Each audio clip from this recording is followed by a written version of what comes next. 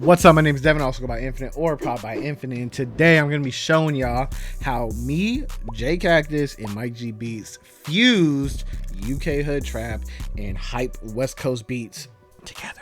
Now, quick backstory before we do get into the beat breakdown. This was actually made back in January when I went down to SoCal for NAMM. We had a big studio session with a whole bunch of people, and we got like a whole bunch of videos done. We have vlogs and everything like that. So if you recall, like those videos back then, this actually happened in that same studio session. But the cameras weren't on because we were already kind of done, and we were all just kind of chilling in that point. And Jay was just like, I still want to cook beats.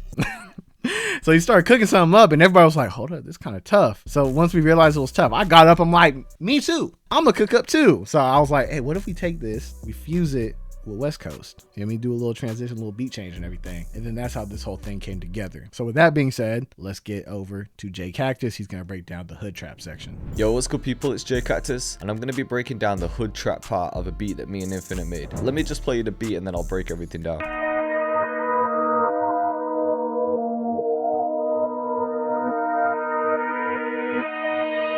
It's real dark vibes, kind of drill influenced. J Cactus.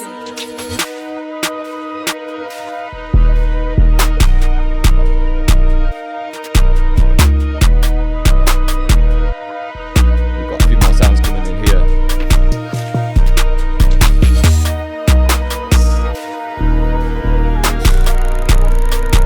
This part sounds crazy.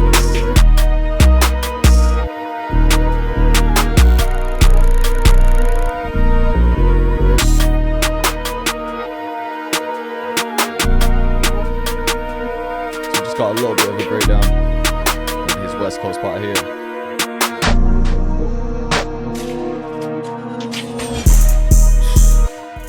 Part sounds crazy, man, but I'm gonna let Infinite get into that one. So you can see we got the tempo switch up, but before all that, I wasn't sure what type of beat I wanted to make. I just wanted to cook up a melody and see where it took us. I started with this in SRX piano.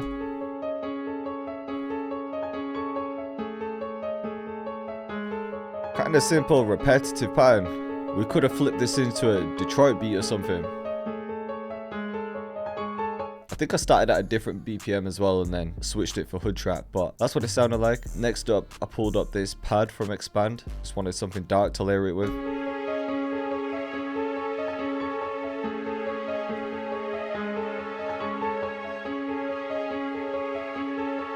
So now we got a little bit of a drill influence. After that, I added some strings, but I weren't really feeling them, so I actually muted them before I rendered it. So this is the solo violin in Expand.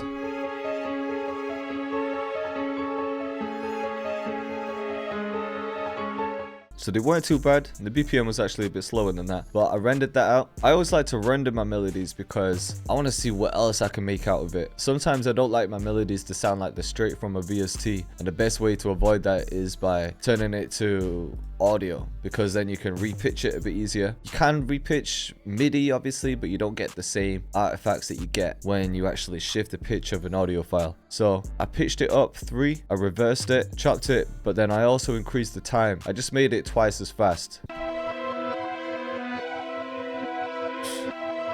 As soon as I heard this, I was thinking, let's go, man, we're gonna make something crazy. And that's why I love to flip my melodies. It just sounds nothing like the original. So now we've got this part. Crazy. And what you're hearing there is just these vocals. So when I rendered it, we added these vocals before I rendered it again.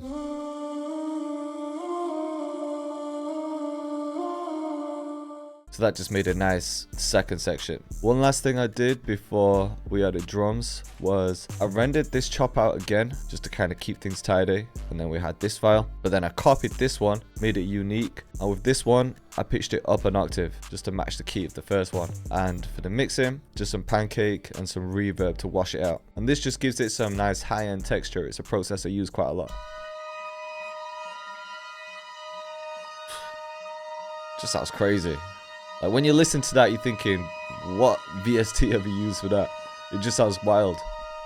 So when we had the melody sounding like that, I knew I wanted to create a hood trap section because the West Coast guys aren't really used to hood trap. So I just wanted to show them the type of stuff that people have been making in the UK. And then Infinite thought it would be a good idea to add a West Coast section, like a whole B section to this beat, which just turned out wild. With hood trap, I usually start with a snare. The snare pattern is usually something like this.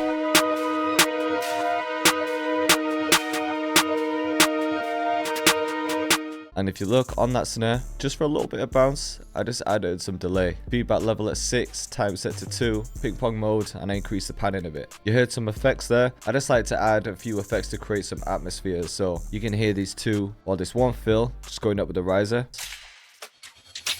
And then for the drop, this bouncy perk.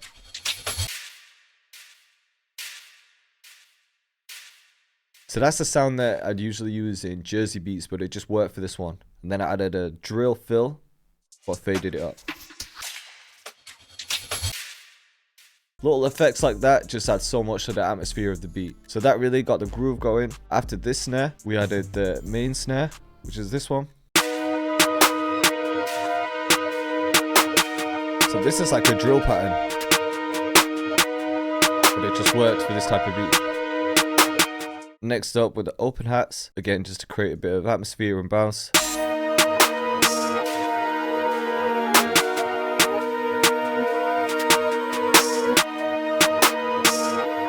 And if you're wondering why there's two notes, it's just because I set the open hat to cut itself so that when this note comes in, it's basically cutting the first one. It's just to keep things clean. And then for some extra bounce, I actually added a drill counter snare. And I just pan these notes. So then we had the main bounce. The next part was the 808s. So with the 808s, for hood trap, you kind of just follow in the snare pattern, but then you could spice it up in between. There's no set rules, but that's what you'll usually hear, those 3 snares, but the 808 actually layered with the snare, which is kind of crazy because people were always against layering like kicks and 808s with snares. Some people just don't like it, but for hood trap it just works. So this is the pattern. You can see it got a little bit crazy. I always like to have the first 8 bars somewhat simpler, and then after 8 bars I'll either add some more notes, switch up the pattern, or add a second 808 sound, which is what I did for this beat. Let me play the first half first.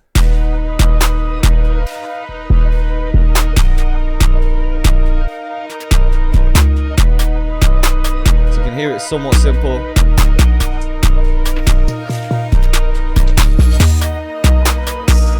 So when it gets to this part, you can hear that I've switched up the 808. So I've pitched this one up an octave or up 2 octaves and then just brought the notes down. But it gets better because I added this second 808, which is a bit more drill influenced. This is just for some of the in-between notes, which you'll hear in a second. But as well as that, I layered the spins with this top layer.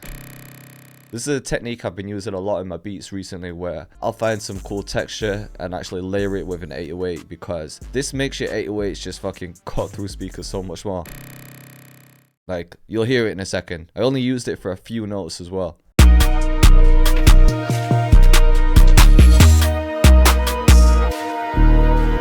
the second one. And that rattle.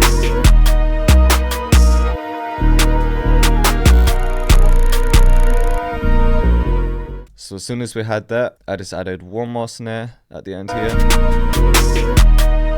And then before the switch up, I just took a few sounds out. So I took out the open hat, I took out all those extra 808 notes, and just left that drill influence one. You'll see here. And then right before the drop, we automated the tempo. I don't know why we're showing at 140.69. That's a wild tempo. But we added halftime right before the drop, and then the BPM automates down to 100 BPM to make it fit the West Coast style. So this is the last section. And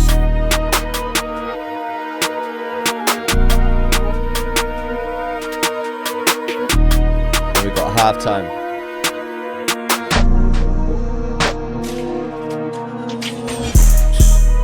Wild. So that B section just started sounding crazy. So I'm gonna let my guy Infinite break that down for you. All right.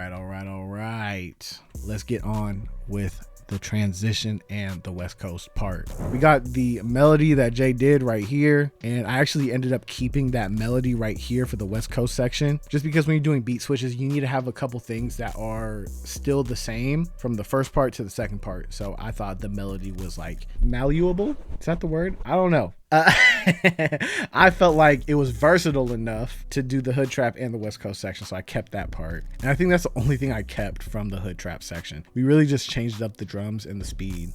So we have this little transition right here, then we have these sounds right here aiding in the transition, so you're kind of still getting like a West Coast and like a hood trap feel even in the transition. So we can play that part real quick.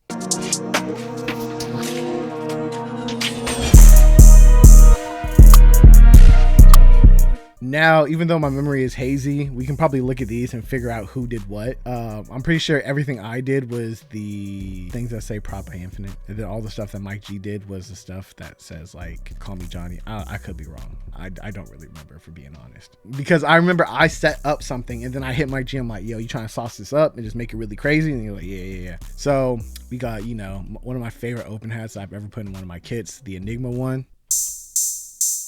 And then that's accompanied by a hi-hat.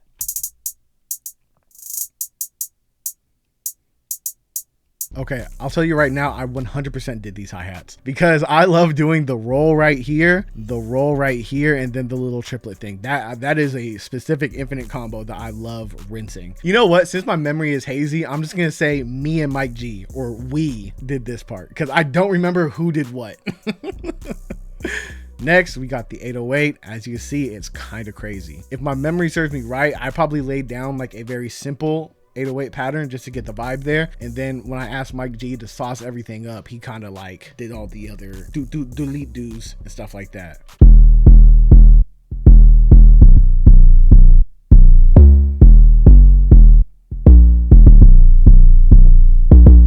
Then after that, we got the Zay snare from one of Call Me Johnny's drum kits. Shout out, bro.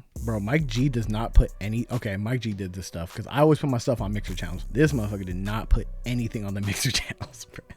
We got the clavs right here. Got the cowbells and the lasers hitting at the same time. More percussion. You know what I mean? Mike G just loves loading up percussion in his beats. And that's about it for the most part. The West Coast section was really simple because we were just doing a quick little beat change. So melodically, all the stuff is the same from the first half in the hood trap section. It was just adding just drums, just so you can really get that West Coast vibe. So with that being said, shout out Jay, shout out Mike G, and I'm out.